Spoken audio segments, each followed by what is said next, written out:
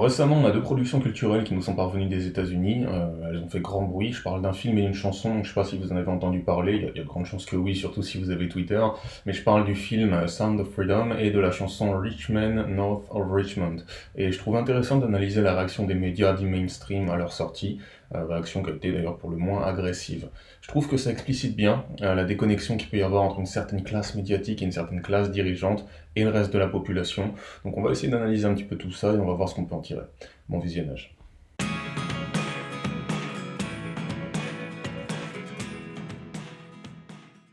Alors déjà, Sound of Freedom, donc je vais vous passer vite fait la bande-annonce, vous skippez si vous voulez. How many pedophiles you got? 288. How many kids you found?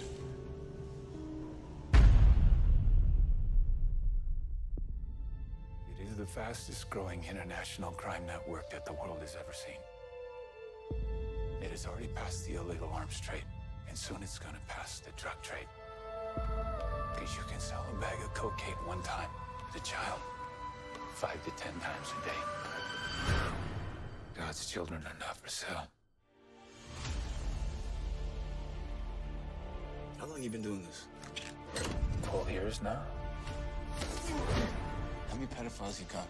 288. How many kids you found? Timoteo, tú rescatas niños, ¿verdad? ¿Puedes ayudarme a encontrar a mi hermana? Te lo prometo. For Homeland Security, you know we can't go off rescuing Honduran kids in Colombia. Which means she'll disappear for good. Imagine walking into a room right now, seeing an empty bed. What we do? You quit your job and you go and rescue those kids. So at this moment, she could be a block down the road, or she could be in Moscow, Bangkok, LA. She's a major operator. It's all rebel territory. No one goes in. Not the army, not the police, not us. What if this was your daughter? There's no Marine unit coming. You're on your own. This job tears you to pieces. And this is my one chance to put those pieces back together. When God tells you what to do, you cannot hesitate.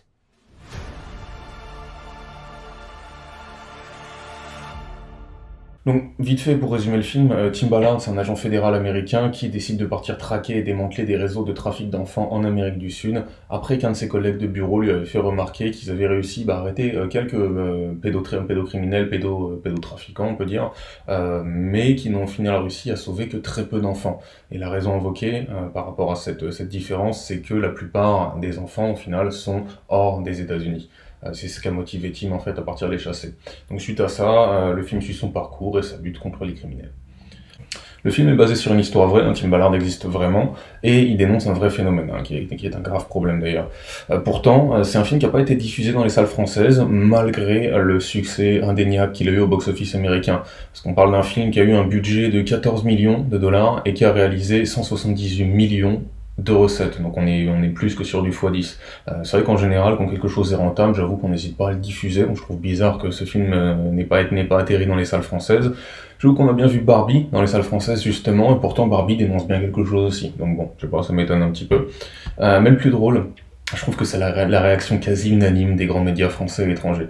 Je vous propose qu'on fasse un petit état des lieux sur leur réaction. Donc déjà, si on regarde ça, Sound of Freedom, un film anti-trafiquant soutenu par QAnon, vient d'atterrir en Australie.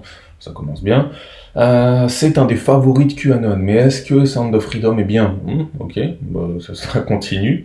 Le thriller conspiratoire, je sais pas si c'est français, le thriller conspiratoire Sound of Freedom pourrait-il être un hit surprise dans le Royaume-Uni? Là, on repart sur des médias français, Le Parisien. Sound of Freedom, c'est quoi ce film qui agite la complosphère et qui cartonne au box-office américain? Sound of Freedom, sorti le 4 juillet dernier aux États-Unis, exploite parfaitement les théories du complot selon ses détracteurs. J'aime bien qu'ils mettent selon ses détracteurs. Il Ils auraient très bien pu aller voir le film et voir que dans le film, il n'y a littéralement aucune mention de la moindre théorie du complot. Bon, ok. On en a un autre, Les Décodeurs, ça vient de Libération. Sound of Freedom, le film sur la lutte contre la pédocriminalité qui galvanise les sphères complotistes. Ça continue. C'est marrant, le mot revient assez régulièrement, quand bien même, alors si les journalistes avaient effectivement fait leur travail, ils se seraient rendus compte qu'il n'y a pas un seul élément complotiste dans le film. J'invite tout le monde à le regarder si vous réussissez à le trouver sur internet. Si vous êtes en France, vous réussirez pas à le trouver en DVD, vous réussirez pas à le trouver en Blu-ray, vous réussirez pas à le trouver dans les salles. Parce que, encore une fois, bizarrement, il n'est pas sorti, mais essayez de le trouver sur internet et dites-moi si vous trouvez le moindre élément complotiste dans le film, qu'on puisse voir un petit peu si les journalistes ont fait du bon boulot. Il est brandi par des figures complotistes proches de QAnon comme l'existence d'un réseau plus profond. Bon, si tu veux, QAnon, complotiste, je pense qu'on a compris. Sound of Freedom, le film à succès qui réjouit les complotistes américains, et c'est reparti. Un coup de pouce d'Elon Musk et de Donald Trump, voilà. Un studio qui promeut les œuvres pour public chrétien. Ce film a cartonné aux États-Unis, embrassant des thèmes chers aux conservateurs américains. Voilà, donc vous l'aurez bien compris, hein, c'est conservateur, donc c'est pas progressiste, donc c'est le mal. Le mal, on y a lié Elon Musk et Donald Trump, donc vous avez bien compris un petit peu comment ça fonctionne. Première, Sound of Freedom, c'est quoi ce film complotiste qui cartonne aux USA? Et encore, surprise du box-office sur Check News, Sound of Freedom agite les conspirationnistes. Et encore, inspiré de faits réels, bon, au moins il le précise, Libération, merci, de faits réels sur le trafic d'enfants aux États-Unis qui entretient des rapports ambigus avec le mouvement conspirationniste QAnon. En fait, non, c'est pas ambigu du tout, je vais vous le dire très clairement. Dans le film, encore une fois, il n'y a pas la moindre mention à QAnon, il n'y a pas la moindre mention complotiste, mais bref. Celui-là, je crois qu'il vient de CNN. Un film controversé devient une surprise, un hit surprise de l'été.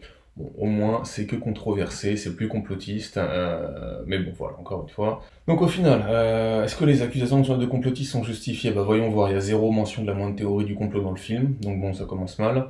Un film est complotiste, mais ne comporte aucune mention de théorie du complot. Bon, alors qu'est-ce qui fait au final ticker les grands médias? Je vais vous le dire, c'est assez simple, on peut trouver ça, si vous voulez, sur la page Wikipédia du film. En 2021, Jim Caviezel a approuvé des éléments de la théorie du complot, de la théorie du complot QAnon, lors d'une apparition au Health and Freedom Conference à Broken Arrow, Oklahoma. Il faisait alors la promotion du film Sound of Freedom, dont la trame est centrée sur les activités du militant anti-traite des humains, plus particulièrement des enfants Tim Ballard. Ballard a déjà été accusé de promouvoir des théories du complot liées à QAnon. Caviezel a affirmé que Ballard aurait dû se présenter à la conférence, mais qu'il en avait été ok, là, ça on s'en fout. Non, sauver des victimes du trafic qui étaient victimes d'extraction de l'adrénochrome. Caviezel a suggéré qu'il avait vu des preuves d'enfants soumis à cette pratique, dont l'existence est une des croyances. Voilà, bon ok, donc, je pense que vous avez parfaitement compris. En somme, l'acteur et le personnage qui est représenté dans le film sont d'accord avec l'une des théories d'un groupe complotiste. Donc bien sûr, le film est complotiste. Il semblerait en fait que l'entièreté des accusations de complotisme à l'encontre de ce film soit basée sur une bonne vieille culpabilité par association. Je trouve ça un petit peu léger.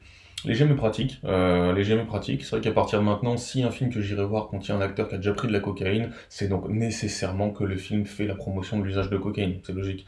Être d'accord sur un point spécifique avec quelqu'un d'extrême droite signifiera qu'on est d'extrême droite, ça aussi c'est facile. Donner raison à Marx sur un point qui est particulier fera de nous un odieux communiste, encore une fois, très facile. Culpabilité par association.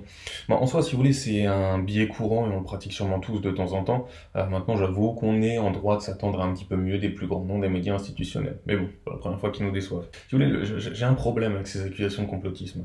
Le plus gros problème, en fait, que j'ai avec ces accusations de complotisme, que profèrent à l'unisson d'ailleurs, et ça, c'est vrai que c'est marrant, comme le son de cloche est exactement le même partout. Mais à partir de maintenant, en fait, si vous voulez, à chaque fois qu'on prendra position contre la pédocriminalité, bah devinez quoi, on sera associé à QAnon. À partir de maintenant, dénoncer les pédocriminels fera nous des complotistes. Alors, je me doute que c'est pas le but initial des grands médias, encore que, mais ça sera la conséquence. Donc au final, bien joué les gars. Mais il y a un autre cas dont je voulais parler, c'est celui de cette chanson. I've been selling my soul, working all day, overtime hours for bullshit pay, so I can sit out here and waste my life away, drag back home and drown my troubles away. It's a damn shame what the world's gotten to for people like me. People like you, wish I could just wake up and it not be true, but it is. Oh, it is living in the new world.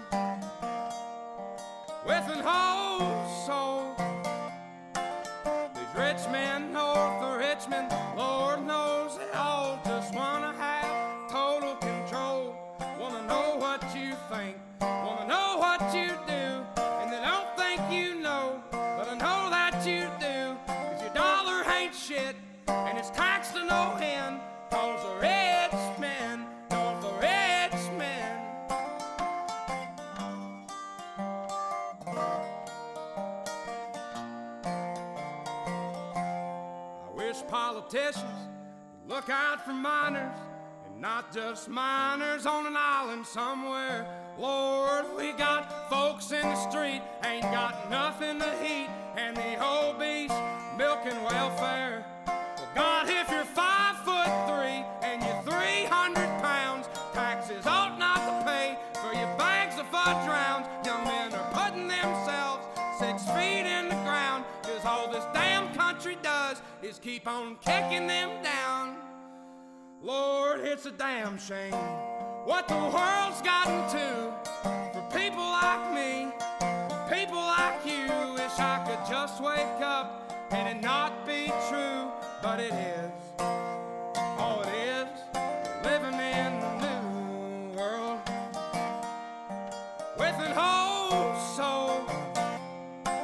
These rich men north of Richmond, Lord knows they all just wanna have total control. Wanna know what you think, wanna know what you do, and they don't think you know, but I know that you do. 'Cause your dollar ain't shit, and it's taxed to no end, 'cause the rich men north of Richmond.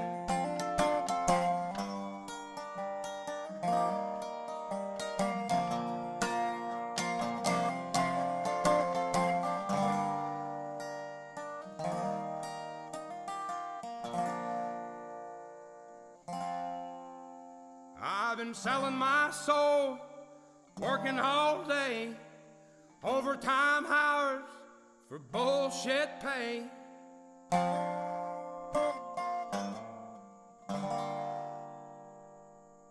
Et on a encore le même schéma. Vous verrez qu'il commence à devenir prévisible, les grands médias. Cette chanson est conspuée et elle associe la droite et l'extrême droite, quand bien même, si on devait la classer, elle serait d'ailleurs plutôt du côté des classes laborieuses que d'un parti politique donné, mais il l'associe à la droite et l'extrême droite pour bien la décrédibiliser. Parce que vous comprenez, hein, si c'est droite et l'extrême droite, c'est-à-dire que c'est pas progressiste, si c'est pas progressiste, encore une fois, c'est le mal. Bon. On commence à connaître les mécanismes. Je vais vous mettre un petit florilège justement d'extraits, parce que justement elle est arrivée dans la presse française a entendu parler de cette chanson-là, et du coup, la presse française, et d'ailleurs internationale, y sont allés de leurs petits commentaires. Donc, de fait, ça c'est BFM, de fait, l'élu républicaine au Congrès Marjorie Taylor Greene, soutien de Donald Trump et adepte des théories complotistes. Ah mais putain, franchement, putain. Ça c'est du beau boulot, ça c'est du beau boulot, du beau travail journalistique. À juger sur Twitter que le morceau d'Anthony était celui que Washington devait entendre. Hop. Ici on a quoi? Alors oui, c'est avec l'AFP bien entendu. Le hit viral Richmond North of Richmond commence en numéro 1. Donc maintenant, description de l'article. La musique d'Oliver Anthony qui exprime la frustration des classes laborieuses, blabla. Atteint le top du Billboard, du classement Billboard après une vague de soutien de la part de commentaires conservateurs. Ok, donc encore une fois, Richmond North of Richmond, le nouvel hymne, ah putain. J'aime bien parce qu'en fait ils ont copié le titre de Rolling Stone, mais bref, ça c'est France 24. Le nouvel hymne de l'extrême droite américaine, putain, ça c'est beau. Putain, c'est beau. Alors, je tenais, alors ça, franchement, France 24, ils sont vraiment doués. Oliver Anthony était inconnu jusqu'à présent, mais le titre reflète l'irruption de la guerre idéologique dans le domaine du divertissement. Putain, les gars, vous foutez de ma gueule. C'est cette chanson qui reflète la guerre idéologique, l'irruption de la guerre idéologique dans le domaine du divertissement. Putain, bravo France 24. Est-ce que les hymnes républicains doivent être aussi nuls que Richmond North of Richmond? Ça c'est du journalisme, ça vient de The Independent UK. Hein. La chanson est devenue un hit numéro 1, aidé par des soutiens de Joe Rogan et d'une pléthore de conservateurs américains prominents. Les problèmes ne sont pas juste politiques, écrit Louis Chilton, donc bravo Louis Chilton, la chanson est juste mauvaise. Ok, super, ça c'est du journalisme. Louis Chilton, bravo pour ton travail bonhomme. Alors celui-là, je sais plus où je l'ai chopé, mais dans la guerre culturelle qui continue de diviser la politique américaine, la droite peut avoir trouvé son dernier héros dans la personne d'Oliver Anthony. Ah, putain. Le Guardian, encore on l'associe à la droite, Rolling Stone, les influenceurs d'extrême droite ont trouvé leur nouvelle chanson de country préférée. Dans cette chanson, toujours Rolling Stone, dans cette chanson, un fermier qui chante en Virginie critique les hautes taxes et les gens obèses qui touchent les aides, je pense que ça on pourrait traduire, on va le faire comme ça, et il apparaît même qu'il fait des allusions à Jeffrey Epstein. Alors déjà il apparaît pas qu'il fait des allusions à Jeffrey Epstein, il fait clairement des allusions à Jeffrey Epstein, mais réduire la chanson à ces 3 points-là, les hautes taxes, les gros et Jeffrey Epstein, c'est plus que réducteur. C'est plus que réducteur. La chanson controversée Richmond North of Richmond d'Oliver Anthony, une chanson hit soutenue par la droite. J'explique, ah oui, bah explique comment tu t'appelles toi, Connor Murray, bah explique Connor, vas-y, on va voir ce que tu vas nous dire. Si vous voulez, au final, je pense que la chanson est mise à mort par la plupart des grands médias parce qu'elle exprime une volonté d'union. Il s'agit pas juste ici de républicains ou de démocrates, de droite ou de gauche. Si vous voulez, il s'agit de compter le quotidien de millions de personnes, pas juste aux États-Unis mais dans le monde, le quotidien de ceux qui ont du mal à finir le mois, le quotidien de ceux qui en ont marre d'être regardés de haut par des élites déconnectées de leur réalité. Elle évoque la question du pouvoir d'achat, de l'impunité des élites ou de la santé mentale des hommes. Donc en somme, tout un tas de questions dont se foutent royalement ceux qui nous dirigent. Elle parle pas d'immigration, elle parle pas de couleur de peau, elle parle pas de religion, et je dirais même plus, elle transcende tout ça. Donc c'est en ça que cette chanson n'est pas de droite ou de gauche, elle est du peuple. Elle fait partie de ces œuvres qui sont censées ne pas être clivantes. Elle n'était pas vouée, en tout cas, je pense, à l'origine, à le devenir. C'est une chanson simple, qui traite de considérations intemporelles, mais en la plaçant d'emblée à droite, voire à l'extrême droite, les médias font exactement ce qu'ils lui approchent, à savoir, ils divisent. Pour une fois qu'une chanson qui explique quelque chose de clair, de simple et de nécessaire se retrouve au sommet des charts, au lieu de chansons débiles qui vantent la drogue et la violence, et les chansons où les femmes ne sont bonnes qu'à twerker et les hommes à étaler leur thune, on nous dit que c'est une chanson qui rappelle les pires heures de notre histoire. Bravo, bravo les gars. Je trouve que c'est intéressant de mettre la réaction quasi unanime des médias mainstream avec les réactions populaires. Parce que partout où je regarde, à quelques exceptions près bien sûr, les gens apprécient ces œuvres. Si on regarde sur Twitter les réactions à Sound of Freedom, ce sont surtout des éloges, et pareil pour la chanson. Et d'ailleurs, au passage, la chanson, le titre de la chanson Richmond North of Richmond, ça veut dire des hommes riches au nord de Richmond, Richmond en Virginie, et au nord de Richmond, pardon, il y a Washington DC. J'aimerais, pour prouver ce que je dis par rapport à la volonté d'union de la chanson, vous passer une petite compilation des réactions. I've been selling my soul, working all day, overtime hours for bullshit pay, so I can sit out here and waste my life away. Drag back home and drown my troubles away. It's a damn shame what the world's gotten to for people like me, people like you. Wish I could just wake up and it not be true, but it is. Oh, it is living in the new world with an whole soul. I can rock with that. These rich men north of Richmond, Lord knows they all just wanna have total control. Wanna know what you think, wanna know what you do, and they don't think you know, but I know that you do. 'Cause your dollar ain't shit, and it's taxed to no end. Okay. Those are rich men, those are rich. Donc en fait, comme vous pouvez le voir, les gens aiment ça, indépendamment de leur couleur, de leur origine, de leur orientation politique, de leur religion, etc. C'est une chanson qui a fondamentalement uni la plupart des gens membres des classes laborieuses, et malgré ça, les médias la conspuent. Donc qu'est-ce qu'on peut en conclure ?